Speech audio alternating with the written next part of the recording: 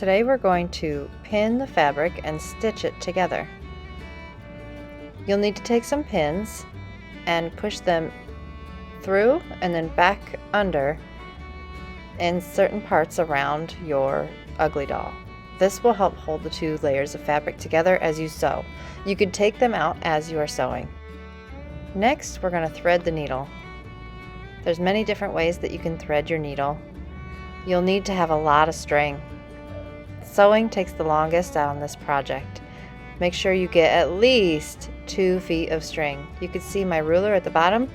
I got more than 2 feet of string, and then I doubled it up.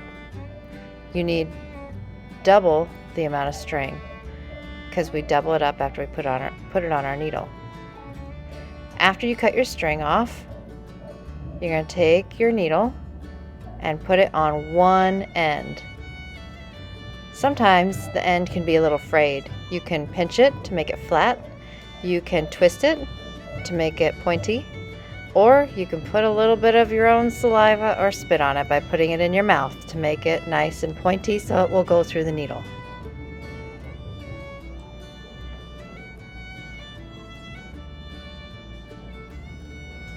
Once you get it through the needle, pull it halfway through your string. Once you pull it halfway through, make sure the ends line up and tie a knot at the end of your string. The reason why we tie a knot is so that when we start sewing, it doesn't pull the string through our stitch. Take and make a loop and put the tail through the loop.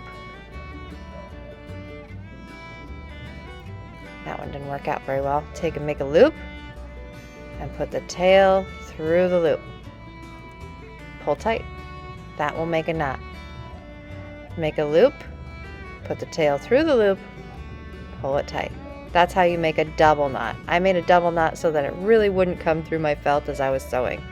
Now, when you start sewing, you want to pick a spot on your ugly doll that is not going to be where you're going to stuff your ugly doll. I want to stuff my ugly doll from the top or the side. I don't want to stuff it from the end of a foot. That would be too hard. Make sure that you pick a spot that's wide enough and easy enough to reach all the nooks and crannies and crevices of your ears and arms and legs. So I picked the side of my head. That's where I'm going to stuff him from. So when I start sewing, I'm going to start sewing right at that edge. First stitch I'm going to show you is the loop stitch. Take your needle, make sure it's got the knot on one end, and you're going to put it through one layer of fabric, not both, just one. We want to hide that knot on the inside of your stuffed doll. So I only went through one layer, and then I'm taking the little tails and the knot and I'm pushing them into the ugly doll. That way nobody knows that they're there. After I get that stitch through, I'm ready to start stitching. I go up from the back. My string is so long it's getting caught. And then I pull it all the way through.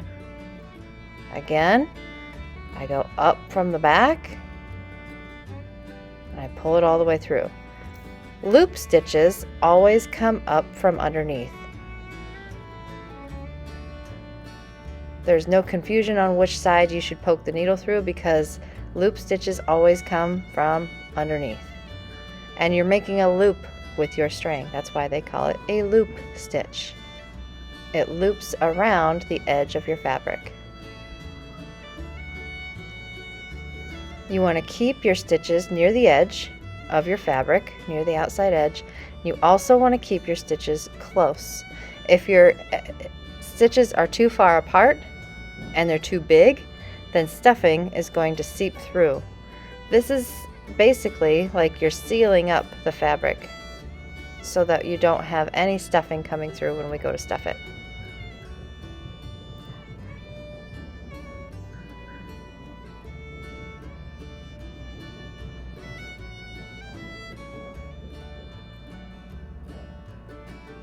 See how I'm continuing to come from underneath each time and poking it through.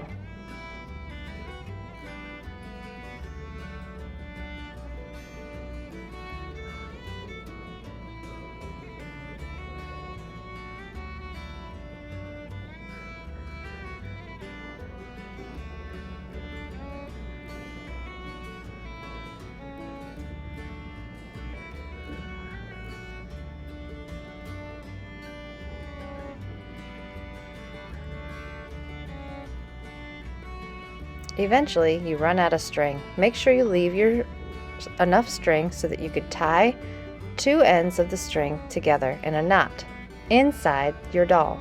That way nobody will see it. To start a new string, you just get another string, put it on your needle, double it up, tie the ends just like you did the first one so that the knot doesn't come through as you're sewing, and then keep sewing where you left off. You can keep with the same string or you could switch the string like I did. When you start the new string, make sure you start through only one layer of fabric and then keep weaving or keep sewing after you get that string through. Some areas can be trickier than others. It's really hard for me to get inside these legs because the string keeps wanting to wrap around the legs. Just take your time, do a nice neat job, and it will turn out great. The next stitch we're going to learn is the running stitch. This one you might already know. Load your needle just like you did, like I showed you before, by tying a knot on the end and doubling up your string. And then you are going to go through one layer of fabric just like I showed you before and start in a spot where it's going to be easy enough for you to stuff. I started in between the legs, and instead of going from underneath your stuffed animal every single time, we're going to go through the top, then we're going to come out the bottom, then we're going to come up from the bottom and out through the top. So it's going to be like an under over sort of weaving pattern that we're going to do with our string for the running stitch.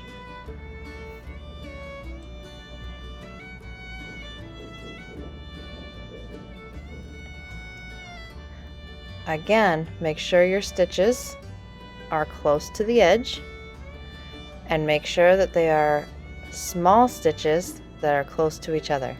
If they are too far apart, then the stuffing will come out as we stuff your stuffed animal.